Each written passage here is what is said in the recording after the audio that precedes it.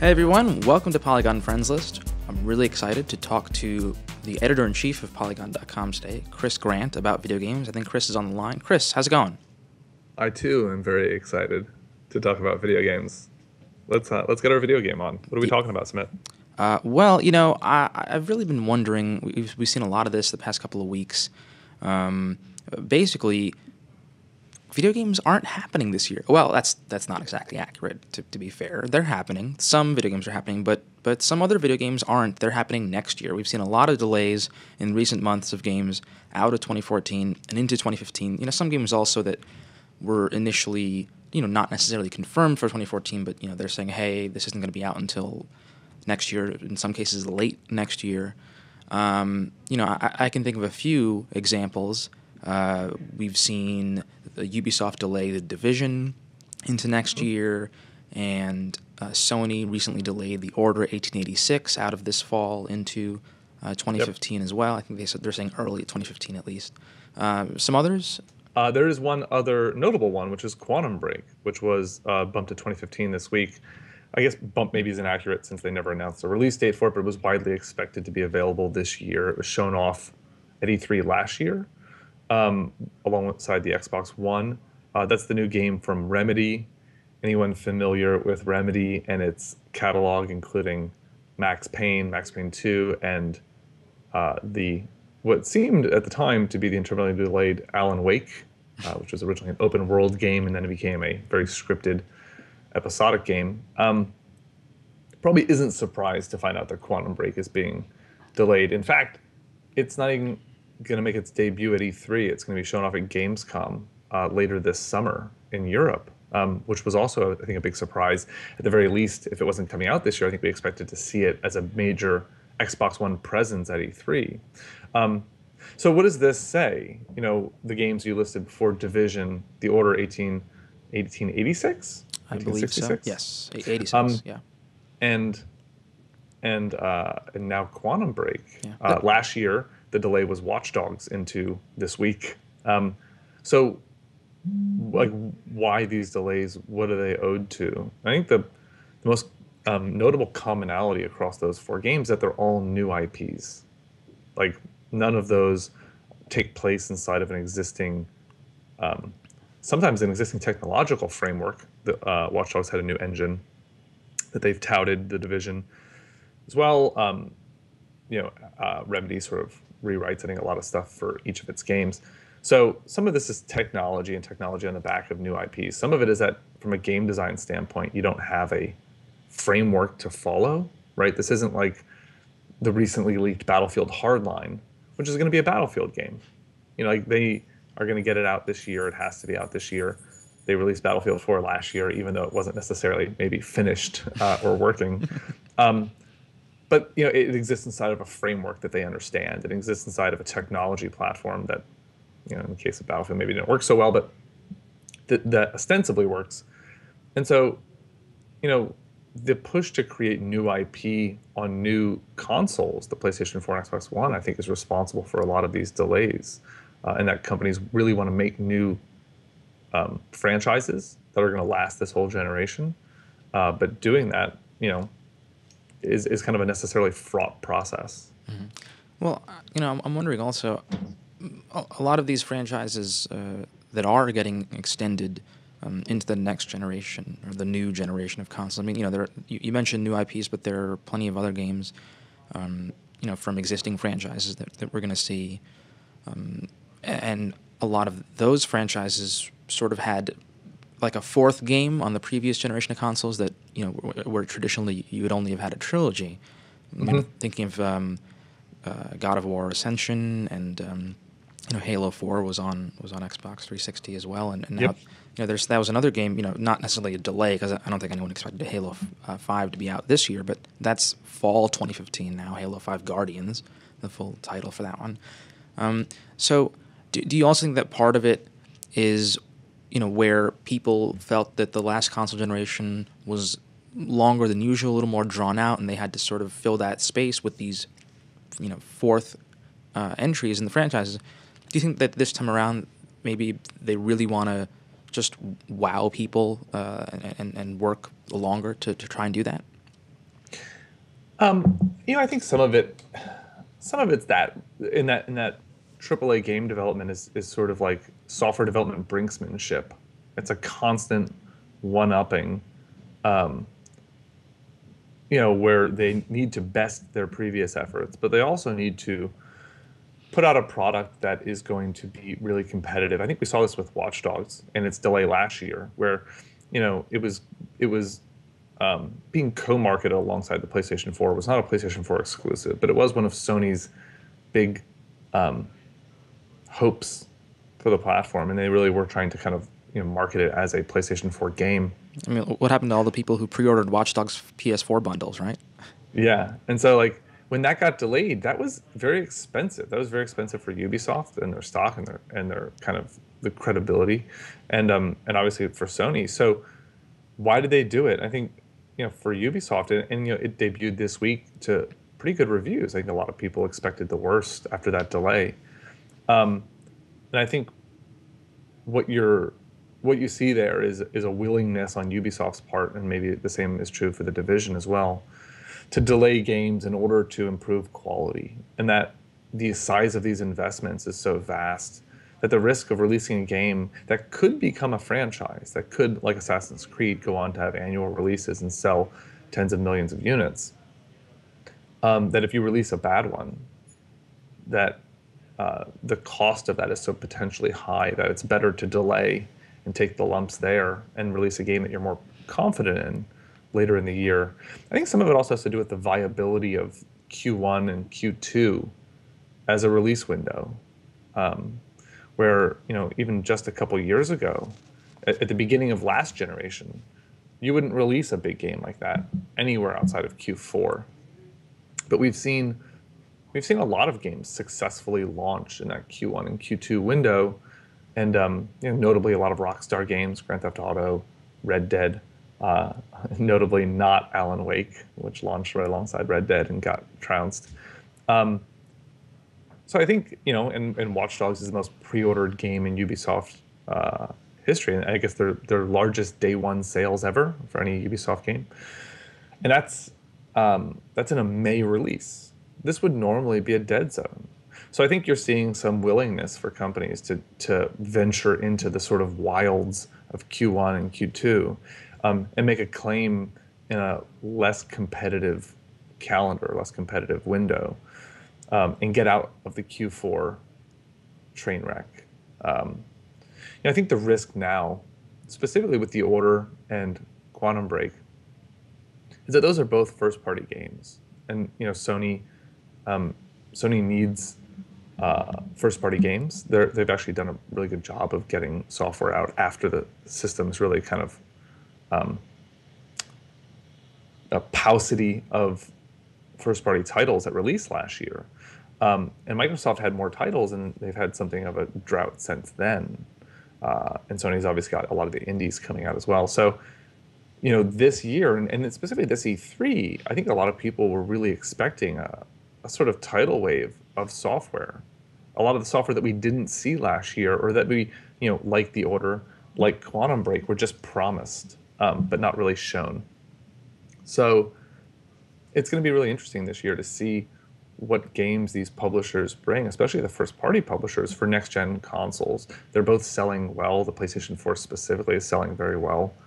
What are those players going to do this year if there aren't a lot of, specifically next-gen games for them outside of the annual releases? There's going to be a new Call of Duty. There's going to be a new Battlefield. There's going to be a new Assassin's Creed. But where are the new games, and how long will we have to wait for them?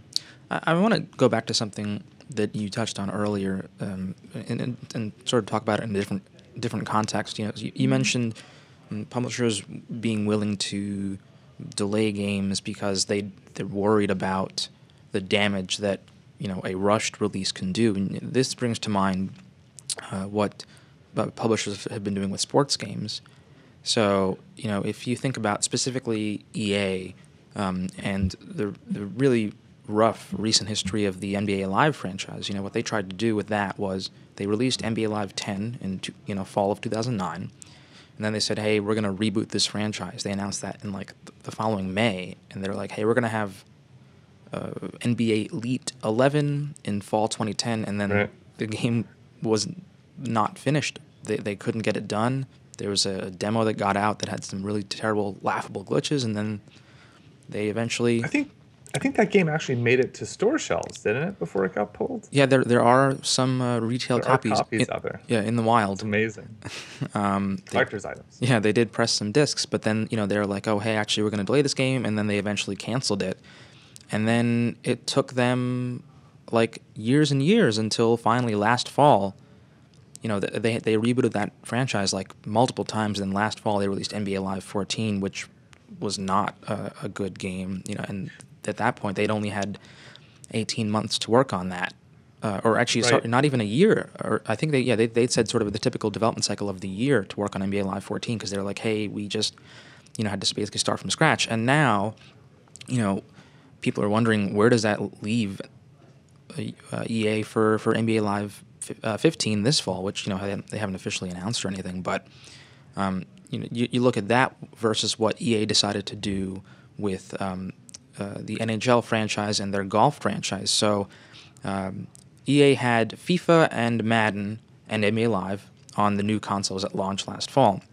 The NHL franchise was the only one that didn't make the leap. They were like, hey, we're gonna take this launch off, and we're going to instead come back in the fall of 2014 with a revamped hockey game for the new consoles. And they just announced some exciting details for what sounds like a pretty big overhaul in some major areas for that franchise, and golf as well. Usually they have one of those every March.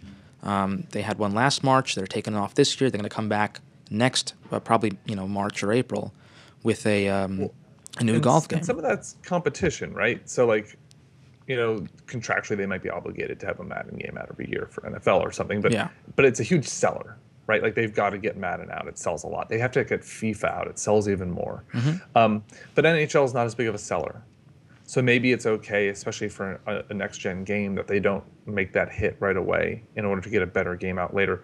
Basketball's different, though, where they have like really strong competition from 2K. Right. Like NBA 2K, 2012, I think, was called like one of the best sports games of all time. It's fantastic. Like, yeah. And they said That's your competition. Your competition is, we can't figure out how to make our game. The competition is winning Game of the Year awards for a basketball game. So, like EA's in a tricky spot there, where what is the right call? Is it just to get something out the door, get some revenue, get that team kind of rebooted and then iterating and making a better game? Or is it to delay, cancel? And like, I don't know. I'm also curious where they're at this year, if they're going to be releasing another annual upgrade to that series, showing off iterative improvements and trying to get their NBA franchise back on track, or if they're going to bow out again while they try and, match the level of the competition and create an actual product that, in a very competitive AAA environment, can hold its own. Yeah. And that's something that they haven't been doing. Yeah, it's gonna, and so I that's just wanted to mention that in terms of, because sports games usually they're tied to this annual schedule, but I think it's really interesting what EA has done, just being willing to say, hey, we're going to take this time off and try to sort of retool this and then really bring it back. I think there's other ways too that you can fix that annual schedule problem, which is, look what Activision's doing with Call of Duty. Right, hitting an annual schedule was really hard, and especially going into next-gen consoles, where it's ostensibly even more complicated to make software. Assets have to be better, graphics are better. Possibly sales are going to be even bigger. So they need hits. They need hits every single year. So with Call of Duty, they've slowed down their development cycle from 2 years, alternating between Treyarch and Infinity Ward, to 3 years, alternating between Treyarch, Infinity Ward, and now this year, Sledgehammer. So Sledgehammer is introducing a new series, which is Advanced Warfare. Advanced Warfare. Yes. God, it sounds just like the Ubisoft game. So Advanced Warfare comes out this year, then presumably next year will be a Black Ops game, and then presumably, or whatever Treyarch's doing, then the next year will be a new Ghost game or whatever Infinity Ward's doing. So like another way of allowing those delays, or even predicting and programming those delays, is to slow down those development cycles, get more teams involved, spend more money, make more series. And Assassin's Creed, Ubisoft has this model where they use sort of studios all over the world, and they've got lots of huge studios that have, many projects in parallel. So they can maybe react a little bit, where Activision has these very discrete studios like Sledgehammer, like Infinity Ward. So that's another way of possibly dealing with it. And, again, this kind of hits up against the difference between that and the first-party developers that are using, in the case of Remedy's an outside developer that's developing a game published by Microsoft, but Remedy doesn't, Remedy makes Remedy games. Remedy doesn't have studios all over the world. Microsoft doesn't have a ton of internal studios, and they oftentimes contract their work out to companies like Remedy. Sony does have a ton of internal studios, but then the order is being made by Ready at Dawn. It's an outside studio. So, there is a lot of, project management involved here. And how far on a complicated piece of software, how far down that pipe can you see and predict, especially when you need to guarantee a certain base mark, a certain, baseline of quality. And I don't think it's going to be the last delay we see. Mm-hmm. I wouldn't be surprised to find a lot of games that are announced at E3 this year aren't going to be coming out this year. They're going to be coming out later. Another example of a program delay would be, and we'll also try to increase the frequency, Warner Brothers spooling up Warner Brothers Montreal to make the last Batman game, Arkham Origins, and then Rocksteady had an extra year, time off, if you will, to do Arkham Knight, which comes out this fall. Which looks like a much more substantial, entry in the franchise. Yep. Also, their first push to next gen. Yeah. Arkham Origins looks great on my gaming PC, but it was never released for next gen consoles, which I'm actually kind of honestly surprised about. Yeah. Well, I guess, last thing. So, you mentioned E3. I mean, going into E3 and going into the rest of the year, where does this leave us? I mean, what is there to look forward to if you think that, a lot of the big games for this fall have been delayed into 2015, and a lot of the games that are going to be announced at E3 will probably not come out until next year anyway? That's the big question. Will the games announced at E3 come out this year? And if you look at the lineup of games that we know coming out this year for each of the three big systems now, that would be including Wii U, it's pretty small. There's a lot of question marks there on what they're going to actually have to release outside of the annual third-party franchises. So yeah, there's rumors. We talked about those on Friends List, I think earlier this week. Mm-hmm. But what are we going to actually see? We don't know. Just this morning there was some more leaked footage of Project Beast, which is the rumored. I mean, there's video of it, so it looks pretty legit. PlayStation published sequel to Demon's Souls. So from software. Mm-hmm. So that's exciting. Is that going to be this year? I mean, the same year that Dark Souls 2 comes out? That's crazy. But maybe. So it is really exciting. I think it's one of the reasons that makes E3 this year so exciting is that people are so eager to get software for their new consoles, and we honestly don't know what that's going to be. We know what some of it was supposed to be, but that won't be out until next year. So there will be big games for this holiday. The rumored Halo collection that Engadget reported a bunch of details on, instead of Halo 5. Mm-hmm. So what's the release look like? I'm not sure. We'll find out in a week and a half, about 10 days. In about 10 days, we'll know. Oh my God, it's terrifying. We'll know all that stuff after the Sony and Microsoft press conferences. Yes, and we hope everyone watching and listening to this will join us for all of that. And, of course, continue to listen to Friends List. So thank you, Chris, for coming on the show. And thank you to all of our listeners and our viewers and our readers. You can continue to watch more great Polygon stuff at youtube.com/Polygon. And, please, if you like the podcast, review us on iTunes. That'd be great. And everyone, have a great weekend. Thanks a lot.